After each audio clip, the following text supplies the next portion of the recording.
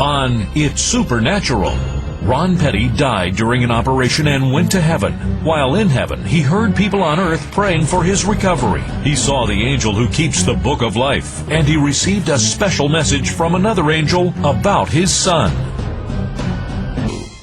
Hello, Sid Roth here. Welcome to my world where it's naturally supernatural.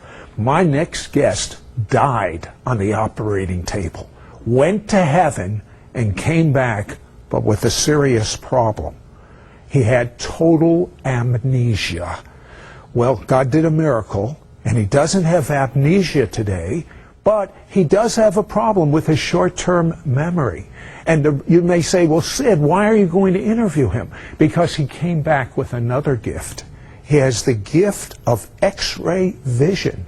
He can look inside of someone, know what's wrong with them, know what the problem is, and literally see the problem corrected. He can look into the room and he can see angels.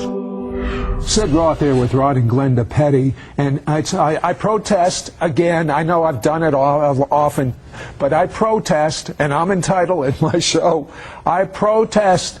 Ron, you have a gift to see in the invisible world. You have a gift to see inside of people, to pray for them. And last night I asked you to look inside of me, and you saw what was going on, and you prayed, and I believe, and you believe, that I was healed. You also can look in a room and you can see what's going on. I mean, to me, there's no guesswork there. I like it that way. I guess I have to have more faith than you. There's no faith involved. It's a fact. I mean, I don't understand it. I never have understood it. I never will. Because it's God who is doing it. And you can't understand God. Glenda, you said sometimes when this gift first started, he would say to you, a room is very crowded. What was going on when he said that? He just sees so many angels. He sees everyone's guardian angel. And even in this room now, as we are here in the studio, he sees a very crowded So room. if there are 50 people, he could see 100 people. Is that right? That's correct. That's right. And I think he sees them just as real as he's seeing you and I. They're not. Then, about 3 years into this, the entire shunt had to be replaced. It had developed an infection. Well, in the replacement process, they had put inadvertently and accidentally put the brand new tubing that would drain spinal fluid right into a massive blood clot that had not shown up on X-ray. So the doctor... So it wouldn't work. Would not work. They would not really discover this for hours and even a couple of days later of what a critical mistake had been made. So on a Sunday morning, they rushed him back into surgery, and that was the morning that he truly died on the operating table. Ron, when you died on the table, what memory do you have of what happened when you left your body? The memory was heaven. And I knew exactly where I was. You mean you like instantly left your body and you were in heaven? Yeah. There was no in between. It was instantly. And I knew where I was. That was the amazing thing. What were the first things that you saw? Well, one thing, there was light everywhere. I mean, it's like walking into a well-lit auditorium. Light everywhere, and I walked up to this table. That was, I'm calling it a table because no better term. Mm-hmm. I walked up to this table and asked the person, I'm ready to go in. And there's a big book on this table.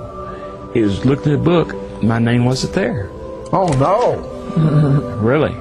That's what I thought. I said, have I been deceived all these years?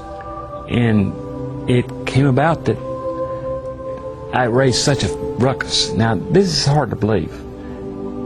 A ruckus with an angel in heaven.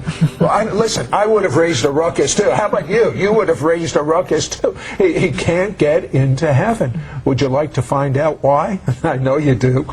Don't go away, but I'll tell you, his book, Heaven is Real. The presence of God is so strong. When I read this book, it's one of these books you literally cannot put down. People that are afraid of death, after they finish this book, they no longer have fear of death. People that have lost loved ones after they read this book. I mean, Ron and Glenda, what happened to you and what, Ron, you experienced in heaven takes away all worry about loved ones in heaven. We'll be right back after this word and find out why Ron was not allowed into heaven.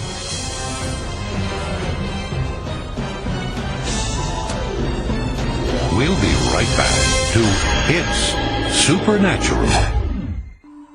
Call now and get Ron and Glenda Pettey's life-changing book, Heaven is Real, for a donation of $20. First-class shipping is included. Ask for offer number 1182. In this book, you will read Ron and Glenda Pettey's true story. Ron literally died on the operating table while having brain surgery. He was immediately transported to heaven, where he had an encounter with the angels and with Jesus. Every page of this book will immerse you in the atmosphere of heaven. Through this book, you will learn what heaven is truly like in vivid detail. Know for certainty that heaven is a real place where you can live for all eternity. Your name must be written in the Lamb's Book of Life for you to enter in. You'll learn that people will actually pass through Jesus, the only doorway into heaven. You will be able to hear the prayers of people on earth. Children who died or were aborted will grow to full maturity in heaven. You'll understand that each one of us has been given a godly mission and destiny on earth, and so much more. If you know people who are concerned or confused as to whether there is truly a heaven, this is one of the most credible books written on the subject.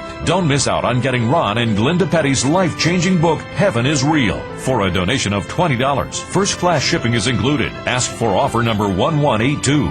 Call now, or you can write to Sid Roth. It's Supernatural. Post Office Box 1918, Brunswick, Georgia 31521. Please specify offer number 1182, or log on to sidroth.org. Call or write today. We now return to It's Supernatural. Hello, Sid Roth here with Ron and Glenda Pettey, and Ron dies on the operating table. He's instantly in heaven. There's a registration desk. An angel looks through the books. His name is not there. He causes, as he says, a ruckus. I don't blame him. I would cause a ruckus too. But Ron, there were people on earth that were praying for you. Tell me about that. There was a lot of what I'm calling confusion in heaven. I had it thought of as a quiet, serene, beautiful place. And when I got there, there's a lot of noise, like walking into a large auditorium at one time. I had a large auditorium hearing everybody talk at one time. And I didn't understand what it was. And the person behind this desk, behind this desk, asked me. I think you asked them, what is all this noise? Yeah. And this person behind the desk says, don't you know? I said, no, I don't. Tell me what it is.